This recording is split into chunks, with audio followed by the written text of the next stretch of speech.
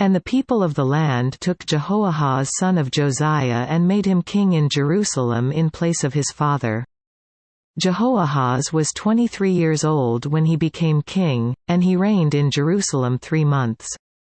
The king of Egypt dethroned him in Jerusalem and imposed on Judah a levy of 100 talents of silver and a talent of gold. The king of Egypt made Eliakim, a brother of Jehoahaz, king over Judah and Jerusalem, and changed Eliakim's name to Jehoiakim. But Necho took Eliakim's brother Jehoahaz and carried him off to Egypt.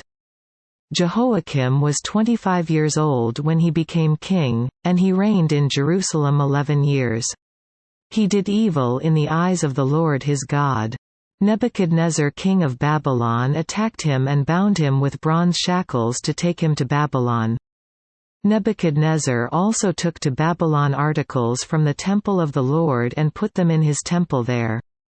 The other events of Jehoiakim's reign, the detestable things he did and all that was found against him, are written in the book of the kings of Israel and Judah. And Jehoiakim his son succeeded him as king. Jehoiakim was 18 years old when he became king, and he reigned in Jerusalem 3 months and 10 days. He did evil in the eyes of the Lord.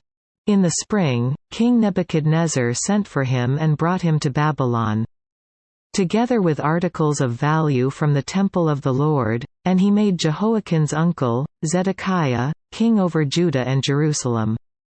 Zedekiah was 21 years old when he became king, and he reigned in Jerusalem 11 years. He did evil in the eyes of the Lord his God and did not humble himself before Jeremiah the prophet, who spoke the word of the Lord. He also rebelled against King Nebuchadnezzar, who had made him take an oath in God's name. He became stiff-necked and hardened his heart and would not turn to the Lord, the God of Israel. Furthermore, all the leaders of the priests and the people became more and more unfaithful, following all the detestable practices of the nations and defiling the temple of the Lord, which he had consecrated in Jerusalem. The Lord, the God of their fathers, sent word to them through his messengers again and again, because he had pity on his people and on his dwelling place. But they mocked God's messengers, despised his words and scoffed at his prophets. Until the wrath of the Lord was aroused against his people and there was no remedy. He brought up against them the king of the Babylonians, who killed their young men with the sword in the sanctuary, and spared neither young man nor young woman, old man or aged. God handed all of them over to Nebuchadnezzar.